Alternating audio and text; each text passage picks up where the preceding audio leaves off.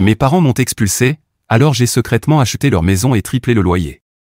Bon, voilà comment les choses ont commencé à déraper, ou peut-être à s'améliorer, selon la façon dont on voit les choses. J'avais 22 ans, j'essayais d'obtenir mon diplôme et je travaillais à temps partiel dans cette petite épicerie minable qui me payait des clopinettes. Mes parents, Tom et Linda, étaient toujours sur mon dos, comme si ma vie leur appartenait. Ils avaient cette image parfaite en tête de la façon dont ma vie devait se dérouler, et ils n'étaient pas du tout discrets dans leur façon de me pousser à suivre ce plan chaque jour. Ils pensaient savoir mieux que moi. Mais franchement, ils n'avaient aucune idée de ce que je voulais réellement. Alors un soir, on est assis à table, un jeudi soir ordinaire ou quelque chose comme ça, et j'essaie de manger tranquillement ce pain de viande trop cuit que ma mère avait préparé. C'était comme mâcher du carton, mais je n'allais pas le dire, sinon ils auraient trouvé le moyen de transformer ça en leçon sur à quel point je suis ingrat. Bref, sans prévenir, mon père, avec son ton de faux papa inquiet habituel, me lance, alors, comment ça se passe, ce diplôme en commerce? Je savais que cette conversation finirait par arriver, mais je n'étais pas prêt. Mon cœur s'est emballé, j'ai senti mon estomac se nouer, mais je devais arracher le pansement. J'ai posé ma fourchette, fixant l'amas de petits pois que je repoussais dans mon assiette comme un gamin de 5 ans. À propos de ça, j'ai commencé, la voix un peu tremblante. J'ai pensé à changer de filière. La pièce est devenue silencieuse. On aurait pu entendre l'horloge du couloir. Et c'est là que j'ai su que ça allait mal tourner. Changer de filière? Mon père a failli recracher sa bouchée, son visage a viré à une drôle de teinte rouge qui n'apparaissait que quand il était vraiment furieux. Ouais, je veux passer en informatique, ai-je dit en essayant de garder la voix stable. Je me sentais pourtant comme devant un peloton d'exécution. Avant même que je puisse finir, ma mère a sauté sur l'occasion avec son ton condescendant habituel. « Jake, réfléchir n'a jamais été ton fort », a-t-elle dit avec ce petit sourire crispé, comme si c'était une blague. Mais on savait tous que ce n'en était pas une. C'est comme ça qu'elle balance ses pics, toujours emballée dans un faux rire ou une soi-disant blague. Je me suis contenté d'avaler la colère qui bouillonnait en moi. J'avais envie de hurler, de leur dire qu'ils avaient tort, mais je savais que ça ne mènerait qu'à plus de cris, et je n'étais pas d'humeur à une dispute totale. Mais mon père n'en avait pas fini. Il a jeté sa fourchette sur la table si fort que les assiettes ont tremblé. Informatique? Tu as perdu la tête? Le commerce, c'est ce qui rapporte. Tu es en train de gâcher ton avenir pour un stupide passe-temps. J'ai essayé d'expliquer. Ce n'est pas un passe-temps, papa. Ça me passionne vraiment, et je pense que je pourrais être bon là-dedans. Tu penses? M'a-t-il coupé aussitôt. La passion ne paie pas les factures, Jake. Tu es imprudent. Tu dois penser à ton avenir, pas juste à ce que tu as envie de faire sur le moment. Ma mère hochait la tête, évidemment, rajoutant de l'huile sur le feu. Tu n'es plus un enfant. Tu ne peux pas jouer avec ton avenir. Et c'est là que ça m'a frappé. Ils ne se souciaient pas de ce que je voulais, pas du tout. Pour eux, je n'étais qu'un projet sur lequel ils travaillaient, et toute déviation de leur grand plan signifiait que je foutais tout en l'air. Ils ne prenaient même pas le temps de se dire que peut-être, juste peut-être, je savais ce qui était bon pour moi. Après le dîner, je suis monté dans ma chambre, j'ai claqué la porte et je me suis effondré sur mon lit. J'avais l'impression qu'un poids m'écrasait la poitrine. J'ai sorti mon téléphone et j'ai appelé Ashley. Elle était la seule à comprendre ce que je traversais. Alors, comment ça s'est passé? A-t-elle demandé, sachant très bien la réponse. Comme un vrai désastre, ai-je murmuré en me frottant les yeux. Ils ont totalement pété un câble quand je leur ai dit. C'était comme si je leur avais annoncé que je quittais tout pour rejoindre un cirque. Elle a soupiré à l'autre bout du fil. Jake, tu dois t'imposer. C'est ta vie, pas la leur. Tu ne leur dois rien. Je sais, mais ce sont mes parents, tu comprends? Ce n'est pas si simple. Je comprends, dit-elle doucement. Mais tu as 22 ans, Jake. Tu n'es plus un gamin. Tu dois commencer à vivre ta vie, sinon ils continueront à la diriger pour toi.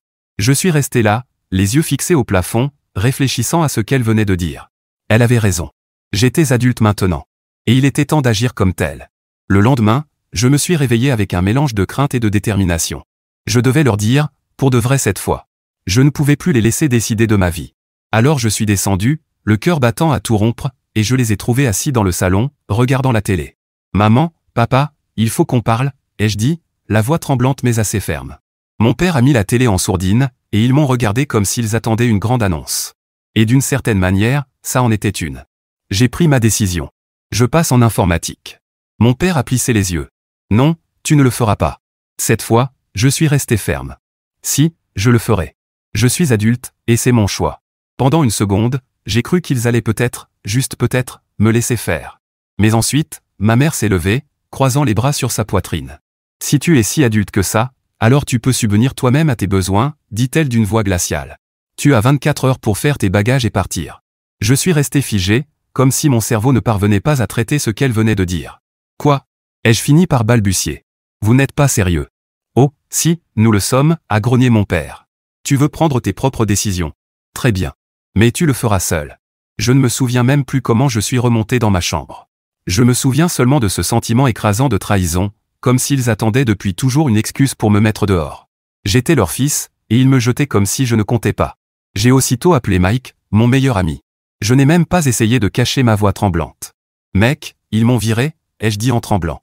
Je ne sais pas quoi faire. Sans hésiter, Mike a répondu, prends tes affaires, mec. Tu viens chez moi. En fourrant mes vêtements dans un sac de sport, la réalité m'a frappé. J'étais sans abri. Mes propres parents m'avaient jeté comme un déchet. Mais en même temps, aussi tordu que ça puisse paraître, une partie de moi se sentait soulagée. Pour la première fois de ma vie, je n'étais plus sous leur contrôle. J'étais libre, mais je n'avais aucune idée de ce que ça signifiait vraiment. Les jours suivants après mon expulsion ont été un vrai brouillard. Je squattais chez Mike, essayant de remettre mes idées en place, mais j'avais l'impression que tout mon univers avait basculé. Sérieusement, une minute je me disputais avec mes parents sur ma filière, et la suivante, j'étais sans domicile. Ça ne paraissait même pas réel, comme si ça arrivait à quelqu'un d'autre, pas à moi. L'appartement de Mike était correct. Il vivait dans une pièce qui sentait la vieille pizza et les chaussettes sales, mais je ne pouvais pas me plaindre. J'avais un toit au-dessus de ma tête et un ami qui ne risquait pas de me mettre à la porte. Mais c'était vraiment étroit. Je dormais sur son vieux canapé miteux qui grinçait à chaque mouvement. Je n'avais pas le choix, pourtant. Je n'allais pas ramper jusqu'à mes parents pour leur demander de me reprendre. Ça n'arriverait pas. J'ai essayé de me concentrer sur mes cours, mais c'était presque impossible. Chaque fois que je m'asseyais pour faire mes devoirs, mon esprit partait ailleurs, repensant à ce qui s'était passé. Comme si mon cerveau refusait de me laisser oublier ne serait-ce qu'une seconde que je n'avais plus de vrai foyer. Et puis, évidemment, il y avait le problème d'argent. Mes économies fondaient déjà à vue d'œil, et je n'avais pas assez pour tenir longtemps si je ne travaillais pas plus d'heures. Mais avec les cours et le fait d'essayer de comprendre où allait ma vie, ce n'était pas comme si je pouvais prendre un deuxième job du jour au lendemain. Ashley essayait de rester encourageante. Mais même elle ne pouvait pas réparer le désastre dans lequel j'étais. Je me souviens qu'un jour, elle m'a appelé pour me proposer d'aller déjeuner, histoire de me changer un peu les idées. On a fini dans ce petit snack pas cher en bas de la rue de chez Mike. Je ne mangeais presque plus depuis que j'avais quitté la maison, alors je me suis dit que ça me ferait du bien de sortir un peu. Alors, comment tu tiens le coup ?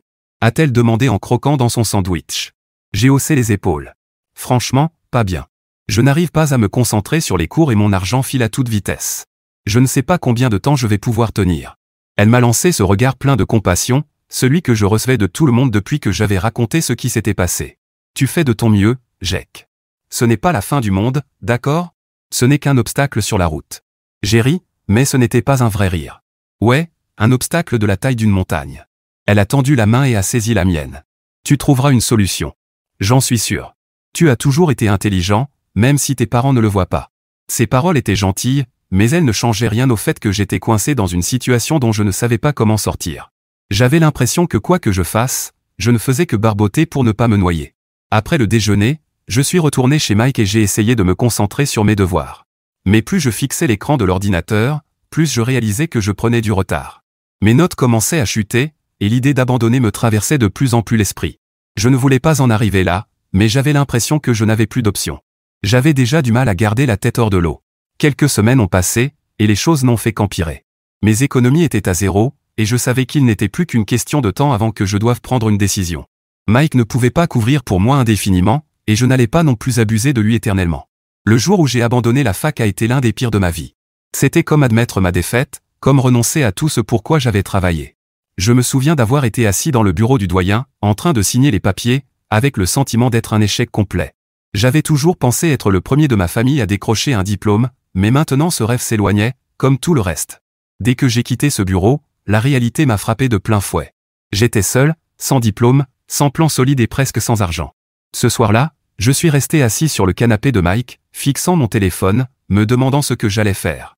Ashley a appelé, comme toujours, pour prendre de mes nouvelles. Alors, quel est le plan maintenant ? A-t-elle demandé doucement. Je ne sais pas, ai-je avoué. Je cherche plus de boulot, mais rien ne marche. C'est comme si toutes les portes se fermaient devant moi. Il y a eu un silence à l'autre bout, et j'ai senti qu'elle essayait de trouver quelque chose à dire pour me réconforter. Tu n'abandonnes pas, hein ? Je n'ai pas le choix, ai-je dit en essayant de garder ma voix ferme. J'ai abandonné aujourd'hui. Oh, Jack, a-t-elle murmuré. Je suis désolé, mais ce n'est pas la fin. Tu trouveras quelque chose. J'en suis sûr. Je voulais la croire, mais il devenait de plus en plus difficile de rester optimiste. J'ai passé les jours suivants à arpenter la ville, à postuler partout où je pouvais, mais rien ne collait. Le seul endroit qui m'a fait une offre, c'était le Sunnyside Diner, un boui-boui qui avait l'air de ne pas avoir été nettoyé depuis les années 80.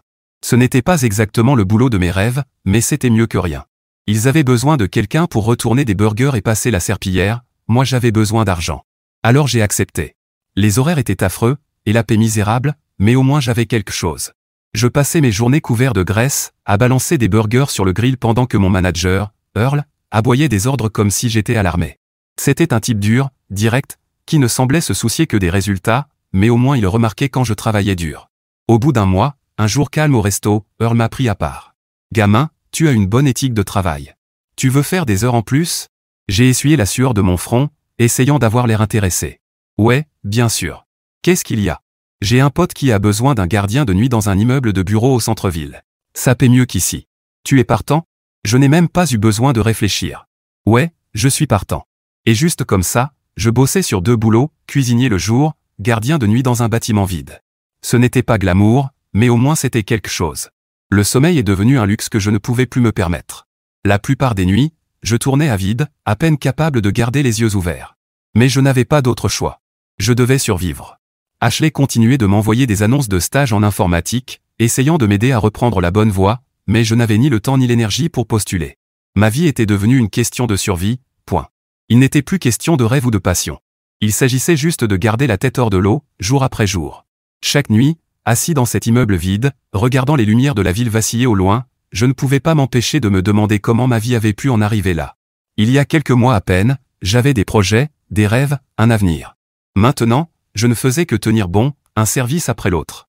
Et le pire, c'est que je ne voyais aucune issue. Travailler 2 boulots, c'était l'enfer. Clairement, il n'y avait pas d'autre mot.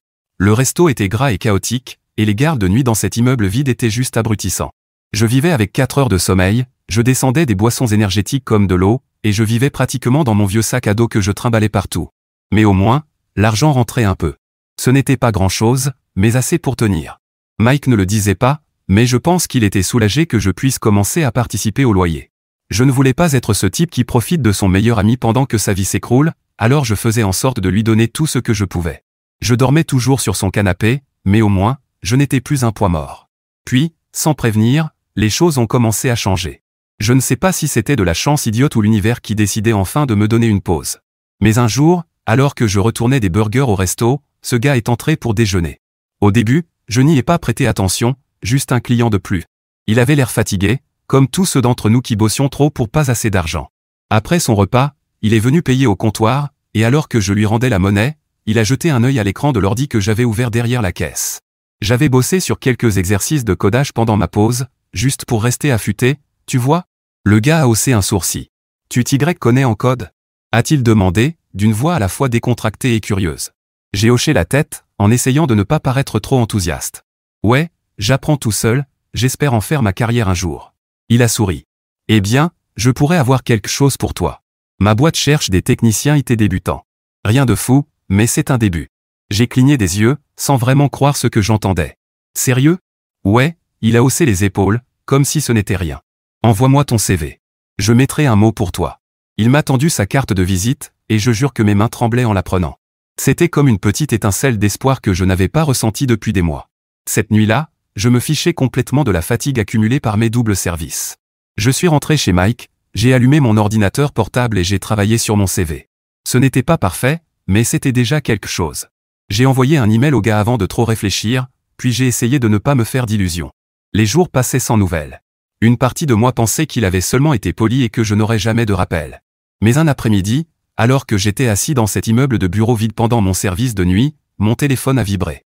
C'était un email de cette entreprise. Je suis resté figé devant l'écran une bonne minute, trop effrayé pour l'ouvrir. Quand je l'ai enfin fait, ce n'était pas un refus. C'était une invitation à un entretien. Je n'arrivais pas à y croire. J'étais passé de la cuisine d'un fast-food et de la surveillance de bureaux déserts à la possibilité, peut-être, d'obtenir un vrai poste en informatique. L'entretien n'avait rien de prestigieux. J'ai emprunté une chemise correcte à Mike et j'ai pris le bus pour aller au bureau. C'était une petite start-up, rien de tape à accent grave-l'œil, mais ça ressemblait à un tout autre monde comparé à ce que j'avais connu. Le type du dîner, dont je savais désormais qu'il s'appelait Trevor, m'a accueilli à la porte et présenté à sa patronne, Tina. Tina était dure mais juste. Elle m'a interrogé sur mon expérience et j'ai été franc, je n'avais pas de diplôme, mais j'avais appris tout seul, autant que possible, sur le codage et l'IT. Je lui ai montré quelques petits projets sur lesquels j'avais travaillé, et elle n'avait pas l'air très impressionnée au départ. Puis, elle m'a demandé de résoudre un problème sur place, quelque chose de technique que je n'avais jamais fait. J'ai paniqué une seconde, le cerveau en ébullition. Puis je me suis souvenu de toutes ces nuits passées à m'entraîner, à relever des défis de code juste pour le plaisir. J'ai pris une grande inspiration et je me suis lancé, en essayant de ne pas me laisser écraser par la pression. Quand j'ai fini, Tina a jeté un coup d'œil par-dessus mon épaule. Elle n'a pas dit grand-chose, juste hoché la tête en regardant Trevor. Il a du potentiel. Donnons-lui une chance. Je ne savais même pas comment réagir. J'avais envie de sauter de joie, mais je me suis contenté de rester assis, à essayer de garder mon calme, alors que mon cœur battait la chamade. J'ai commencé la semaine suivante comme technicien IT débutant. Ce n'était pas glamour, mais je m'en fichais. Pour la première fois depuis des mois, je n'étais plus en train de retourner des burgers ou de surveiller un immeuble lugubre à 3 heures du matin. Je faisais enfin quelque chose que j'aimais. Tina et Trevor étaient patients avec moi, m'apprenant les bases, mais ils me poussaient aussi à continuer d'apprendre. Ils ne me tenaient pas par la main, et c'était exactement ce dont j'avais besoin. Les nuits restaient difficiles. Je jonglais encore avec les 2 autres boulots pour ne pas gâcher cette opportunité. Je passais mes journées à la start-up, puis j'enchaînais avec le dîner ou la sécurité. Le sommeil restait un luxe rare, et la plupart des matins je me réveillais comme si j'avais été écrasé par un camion. Ashley est restée à mes côtés à travers tout ça. Elle était mon pilier, toujours à m'envoyer des offres d'emploi ou à prendre de mes nouvelles sur la start-up. Je ne pense pas que j'y serais arrivé sans elle. Chaque fois que j'étais au bord du craquage, elle me rappelait pourquoi je faisais tout ça, pour construire quelque chose de solide. Après quelques mois d'efforts acharnés, j'ai fini par atteindre ma limite. Je ne pouvais plus continuer à cumuler 2 jobs sans perdre la tête, alors je suis allé voir Earl, le gérant du dîner, et je lui ai dit que je devais démissionner. Il n'était pas ravi, mais il a compris. « Bonne chance, gamin », m'a-t-il dit dans un rare élan de sincérité. « Tu es un bosseur. Tu t'en sortiras. » Sortir de ce dîner pour la dernière fois m'a enlevé un énorme poids des épaules. Je gardais encore le boulot de sécurité pour certaines nuits, mais au moins je ne m'épuisais plus aussi vite. Avec le temps, je me suis investi corps et âme dans l'IT. Chaque minute libre était consacrée à apprendre de nouvelles compétences, à prendre des projets et à absorber le maximum de savoir. Je ne cherchais plus seulement à survivre. Je construisais quelque chose de réel. Quelque chose qui m'appartenait. Ce n'était pas facile. Et il y avait des jours où je doutais, où je me demandais si je ne poursuivais pas un rêve impossible. Mais chaque fois que je parvenais à résoudre un problème après des heures d'acharnement, je retrouvais cette étincelle. Ce feu qui m'avait tant manqué. Et peu à peu, pas à pas, j'ai commencé à voir se dessiner un avenir. Pas celui que mes parents avaient prévu pour moi, mais celui que je voulais vraiment. Et pour la première fois depuis longtemps, ça me suffisait. Quelques mois après avoir commencé, quelque chose a changé. Pas en mal, juste une sensation nouvelle.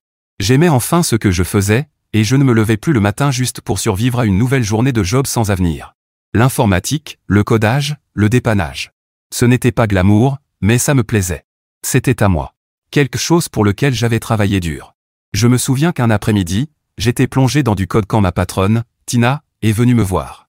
Elle n'était pas du genre à tourner autour du pot, et j'appréciais ça. Elle s'est appuyée sur mon bureau et m'a dit « Jake, j'ai observé ton travail ces derniers mois. Tu as du potentiel, mais tu te retiens. » J'ai cligné des yeux, pris au dépourvu. Me retenir? Que voulez-vous dire? Elle a croisé les bras, avec ce regard qui disait clairement qu'elle connaissait déjà la réponse. Tu as les compétences, mais tu joues la sécurité. Je vois que tu restes dans ta zone de confort. Tu ne prends pas de risques, tu ne te dépasses pas. Tu es bien installé, et c'est correct. Mais le confort ne t'emmènera nulle part dans ce métier. Je ne savais pas quoi répondre. Elle n'avait pas tort. Je faisais mon travail, certes, mais je ne me démarquais pas vraiment. Après tout ce que j'avais traversé, j'étais juste content d'avoir enfin un peu de stabilité et je ne voulais pas tout gâcher. Écoute, Jake, a poursuivi Tina, tu es doué. Mais si tu veux vraiment sortir du lot, tu dois te dépasser. Prends des projets qui t'intimident un peu. C'est comme ça qu'on progresse. J'ai hoché la tête, toujours en train de digérer ses paroles. Ce n'était pas la première fois que j'entendais ce genre de discours, mais cette fois, ça sonnait différemment. Ce n'était pas une leçon de mes parents sur le fait que je gâchais mon potentiel. C'était quelqu'un qui voyait en moi des capacités et qui voulait me pousser à devenir meilleur. Alors, j'ai suivi son conseil. J'ai commencé à me porter volontaire pour des projets plus complexes, ceux qui me faisaient douter. Il y a eu des moments où j'ai eu l'impression d'être complètement dépassé. Mais chaque fois que je parvenais à trouver une solution, le sentiment d'accomplissement valait tout. Un jour, Tina m'a confié un gros projet pour un nouveau client. C'était bien plus de responsabilité que ce que j'avais jamais eu, et une partie de moi flippait complètement. Mais une autre partie était excitée. C'était exactement le genre de défi dont j'avais besoin pour me prouver que j'étais capable de choses plus grandes. J'y ai passé des semaines. Nuit tardive, week-end, chaque moment libre était consacré à faire en sorte que ce projet soit parfait. Quand j'ai enfin remis le travail terminé, j'avais l'impression d'avoir couru un marathon. J'étais épuisé. Mais de cette bonne fatigue. Comme si je m'étais poussé au maximum et que j'étais ressorti plus fort de l'autre côté. Quelques jours plus tard, Tina m'a appelé dans son bureau. Je me suis assis en essayant de rester calme, mais j'étais nerveux. Et si j'avais fait une erreur? Elle n'a pas perdu de temps. Jake, le client a adoré ton travail. Ils vont mettre en place tout ce que tu as proposé. J'ai relâché un souffle dont je ne m'étais même pas rendu compte que je le retenais. Vraiment? Elle a hoché la tête, un petit sourire aux lèvres. Tu as fait du bon boulot. Continue comme ça et tu iras loin ici. Je suis sorti de son bureau en me sentant plus grand que nature. Pour la première fois depuis ce qui me semblait une éternité, je ne faisais pas que survivre. J'étais en train de m'épanouir. Je commençais à entrevoir un avenir qui n'était plus seulement une question de survie, mais la possibilité de construire quelque chose de réel. Plus je m'investissais dans mon travail, plus je réalisais à quel point je m'étais retenu, pas seulement au travail, mais dans la vie. C'était comme si un brouillard s'était dissipé et que je voyais enfin de quoi j'étais capable si je cessais de laisser la peur me paralyser. Ce n'était pas facile, et j'ai commis beaucoup d'erreurs en chemin. Mais chacune m'a appris quelque chose et m'a poussé à avancer. À cette période, les choses avec Ashley ont commencé à évoluer aussi. Elle avait toujours été là pour moi, mais maintenant elle semblait fière de moi d'une façon nouvelle. Quand nous sortions dîner, au lieu de me plaindre de mes boulots pourris ou de mes problèmes d'argent, je parlais d'un nouveau projet ou d'une astuce que j'avais apprise, et elle m'écoutait, vraiment, comme si elle voyait que j'étais enfin sur le chemin qui était fait pour moi. Un soir, nous étions assis sur son canapé après une semaine de travail particulièrement brutale. J'étais épuisé, mais d'une bonne fatigue, et elle m'a regardé avec ce sourire. Tu sais, dit-elle doucement, j'ai toujours su que tu en arriverais là. Peut-être pas de la manière que tu avais prévu, mais tu y es arrivé. Tu y arrives vraiment. Je ne savais pas quoi répondre. Elle m'avait accompagné dans les pires moments, les jours où je ne savais même pas si je pourrais payer le loyer ou d'où viendrait mon prochain salaire. Mais elle était restée, sans jamais me faire sentir que je n'étais pas assez. En l'entendant dire ça, j'ai réalisé à quel point j'avais de la chance de l'avoir à mes côtés. Merci, ai-je dit, la voix plus rauque que je ne l'aurais voulu. Je ne pense pas que j'aurais tenu jusque-là sans toi. Elle a ri en secouant la tête. Bien sûr que si. Tu avais juste besoin d'un coup de pouce. Peut-être qu'elle avait raison. Mais sa présence rendait tout beaucoup plus supportable. À partir de là, les choses ont commencé à vraiment décoller. Le travail devenait plus intense, mais dans le bon sens. J'avais plus de responsabilités, je devenais meilleur dans ce que je faisais, et les gens commençaient à le remarquer. Tina me confiait des projets de plus en plus complexes, et chaque fois que j'en terminais un, je gagnais en confiance.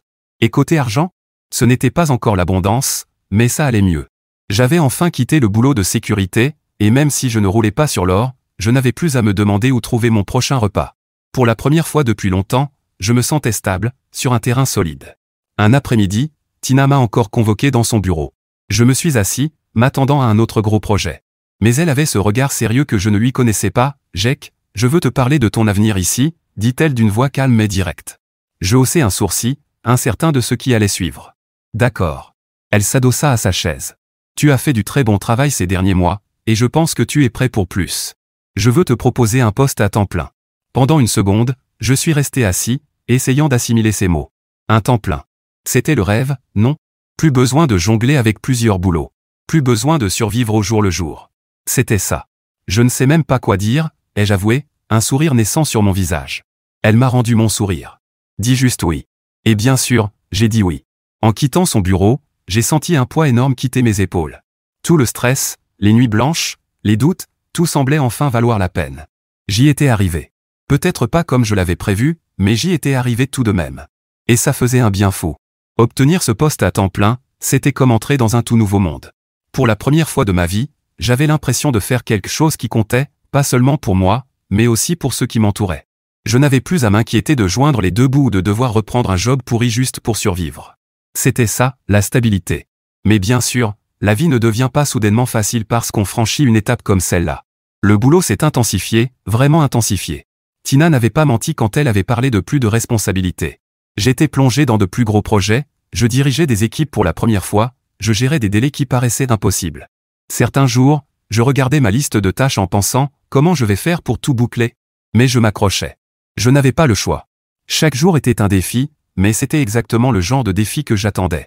Celui qui me faisait me sentir vivant. Même si j'apprenais encore, j'étais enfin dans un endroit où les gens me faisaient confiance pour mener les choses à bien. Et ça, c'était énorme pour moi. Un après-midi, Tina m'a de nouveau convoqué. Je jure qu'à chaque fois qu'elle m'appelait, j'avais l'impression de repasser un examen, attendant de savoir si j'avais réussi ou échoué. Elle avait encore ce regard sérieux, et un instant, j'ai cru avoir commis une erreur. « Jake, j'ai un autre projet pour toi », dit-elle en faisant glisser un dossier sur le bureau. Je l'ai pris et parcouru rapidement les pages. C'était pour un nouveau client, une grosse entreprise qui voulait moderniser toute son infrastructure IT. Un énorme projet, bien plus ambitieux que tout ce que j'avais fait jusque-là. Mon estomac a fait ce petit saut entre excitation et peur. « C'est du lourd », ai-je dit, essayant de paraître sûr de moi sans être arrogant. Tina a hoché la tête. « Oui. Mais je pense que tu es prêt. Ça va être crucial pour l'entreprise, et je veux que tu le diriges. » Le diriger. Ces mots m'ont frappé de plein fouet. Oui, j'avais travaillé dur, mais mener un projet de cette ampleur, c'était un autre niveau. Je ne vous décevrai pas, ai-je dit, conscient du poids de la confiance qu'elle plaçait en moi. Je sais que non, répondit-elle avec un rare sourire avant de reprendre son sérieux. Les semaines suivantes furent parmi les plus intenses de ma vie. Je vivais presque au bureau, enchaînant les soirées tardives et les week-ends pour que tout soit parfait. Mon équipe était formidable, mais la pression était énorme, et je n'avais pas le droit à l'échec. Ashley a été un véritable ange à cette période. Je n'étais presque jamais là, et quand je l'étais, j'étais un zombie. Elle m'apportait à manger au bureau quand elle pouvait, restait un peu avec moi pendant que je travaillais, et me rappelait de prendre des pauses. « Tu vas t'épuiser si tu ne ralentis pas », disait-elle, inquiète. Mais je ne pouvais pas ralentir. Pas maintenant. Ce projet représentait tout pour moi, et je savais que si je réussissais, ça changerait la donne. Pas seulement pour ma carrière, mais pour moi, personnellement. C'était comme si j'avais encore quelque chose à prouver, pas seulement à Tina ou à l'entreprise, mais à moi-même. Je devais montrer que j'étais capable, que je pouvais être à la hauteur. La nuit avant la présentation finale au client, j'ai à peine dormi. Je passais tout en revue dans ma tête, vérifiant chaque détail encore et encore, m'assurant que rien n'avait été oublié. J'avais l'impression que tout le stress et l'angoisse de l'année écoulée convergeaient vers ce moment, et que j'étais au bord de quelque chose d'immense. Le lendemain matin, je suis entré dans la salle de réunion, le cœur battant à tout rompre. Les clients étaient tous là, en costume et cravate, visage sérieux. J'ai installé ma présentation en essayant de calmer mes nerfs.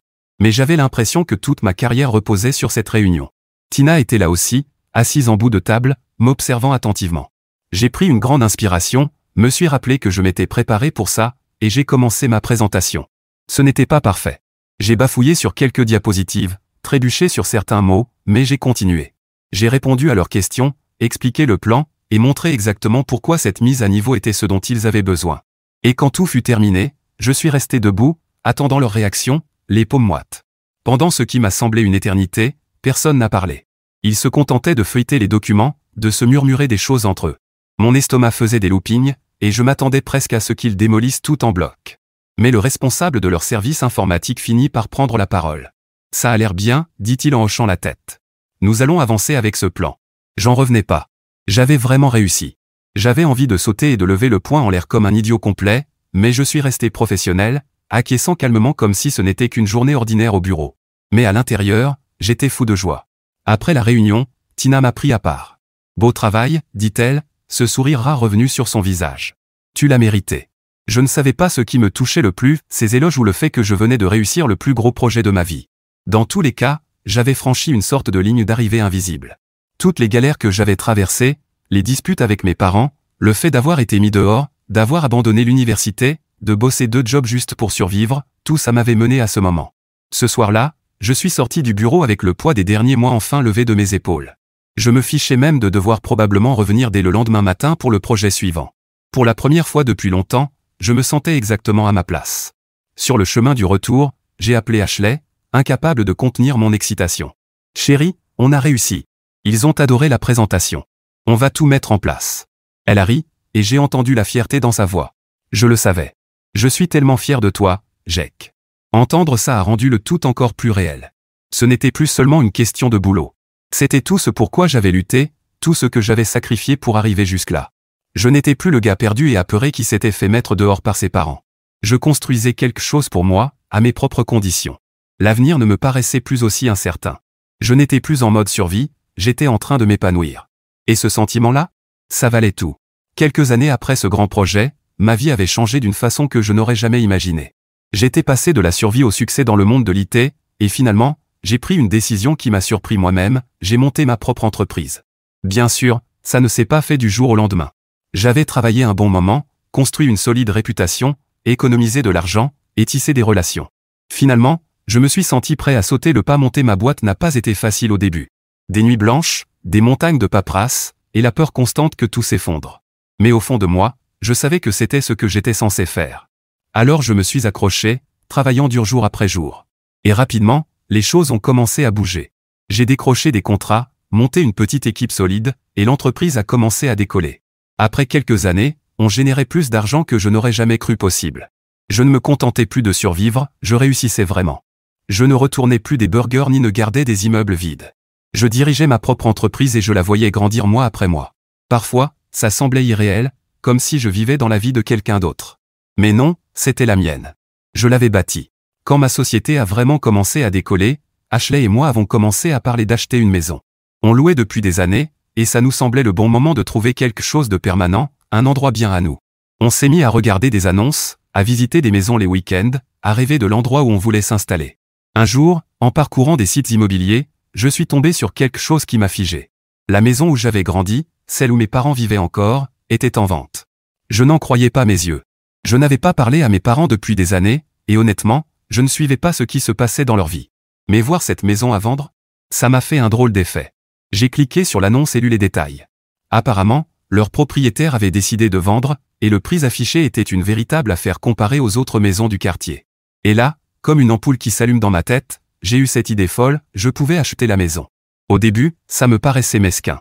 Franchement, qui fait ça? Qui rachète la maison de ses parents après qu'ils l'ont foutu dehors? Mais plus j'y pensais, plus ça avait du sens. J'en avais les moyens, et ils n'avaient aucune idée que j'avais de l'argent ni même que j'envisageais d'acheter une maison. C'était ma chance de reprendre le contrôle sur une situation qui, pendant des années, m'avait laissé impuissant.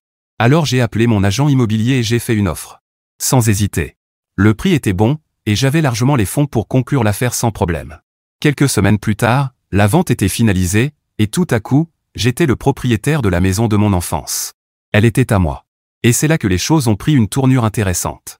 Le lendemain de la signature, j'ai reçu un appel du gestionnaire de la propriété qui s'occupait du lieu. Les locataires veulent rencontrer le nouveau propriétaire, m'a-t-il dit. Ils veulent discuter du loyer et de quelques problèmes. J'ai souri pour moi-même. Ça promettait d'être bon. Bien sûr, je n'ai rien dit. Je lui ai juste demandé d'organiser la rencontre. Le plan se formait déjà dans ma tête. Le jour venu, je me suis présenté à la maison, j'ai garé ma voiture devant, et j'ai frappé à la porte comme si j'étais un simple propriétaire. Mon père a ouvert. Il avait l'air surpris, mais je pouvais voir qu'il ne me reconnaissait pas tout de suite. Ça faisait des années qu'on ne s'était pas vu, et j'imagine que je ne ressemblais plus au gamin qui avait quitté la maison avec un sac de sport et aucun vrai plan. On est là pour voir le propriétaire, dit-il, l'air confus. C'est moi, ai-je répondu en entrant comme si je possédais l'endroit, ce qui était le cas, bien sûr. Il a cligné des yeux, visiblement pris de court. Attends, quoi, tu es le propriétaire? Oui, dis-je en essayant de ne pas rire. J'ai acheté la maison. À ce moment-là, ma mère est sortie du salon. Quand elle m'a vu, ses yeux se sont écarquillés. Jake, a-t-elle soufflé. Que fais-tu ici? Je me suis contenté de sourire et de m'appuyer contre le mur. Eh bien, maintenant, je suis votre propriétaire. Leur expression valait de l'or. Ils étaient complètement bouche bée, juste là, figés par le choc. Je pouvais deviner qu'ils essayaient de réaliser que le gamin qu'ils avaient mis dehors il y a toutes ces années était maintenant le propriétaire de leur maison. C'était comme une drôle de justice, mais je n'étais pas là pour me vanter. J'étais là pour gérer les affaires. Alors, je dis, brisant le silence gênant. À propos du loyer. Ils me fixaient tous les deux, clairement pas prêts pour ce qui allait suivre. Je triple le montant, dis-je, sérieux. La mâchoire de mon père est tombée. Triple le loyer. Tu ne peux pas être sérieux. Oh, je suis totalement sérieux, répondis-je. Vous voyez, la valeur des propriétés a augmenté, et je dois m'assurer de tirer un retour équitable de mon investissement. Donc oui, le loyer va augmenter. Beaucoup. Ma mère essaya de raisonner, sa voix tremblante. Jake, on ne peut pas se permettre ça. Tu sais qu'on ne peut pas. Je haussai les épaules. Ce n'est pas vraiment mon problème. Vous pouvez soit payer le nouveau loyer, soit trouver un autre endroit où vivre. C'est votre choix. C'était dur, je sais, mais je ne comptais pas revenir en arrière. Ils avaient fait leur choix des années auparavant en me mettant dehors, et maintenant c'était à mon tour de fixer les règles. Ils restèrent là, abasourdis, réalisant probablement qu'ils n'avaient guère le choix. Avec leur crédit ruiné et aucune option réelle, ils étaient coincés. Après quelques minutes d'échange maladroit, je leur dis que je leur donnerais un peu de temps pour réfléchir et je sortis. En montant dans ma voiture et en partant, je ne pus m'empêcher de ressentir un mélange étrange d'émotions. Une partie de moi était satisfaite, peut-être même un peu vengée, mais une autre partie se sentait vide. J'avais accompli ce que je m'étais fixé. J'avais prouvé que je n'étais pas le raté qu'il pensait, que j'avais fait quelque chose de ma vie malgré tout ce qu'il m'avait fait subir. Mais en quittant cette maison, j'ai réalisé qu'aucune augmentation de loyer ou propriété ne pourrait réparer les dommages qui avaient été faits. Il ne s'agissait plus de vengeance. Il s'agissait de lâcher prise. Pour autant, je ne revenais pas sur le loyer.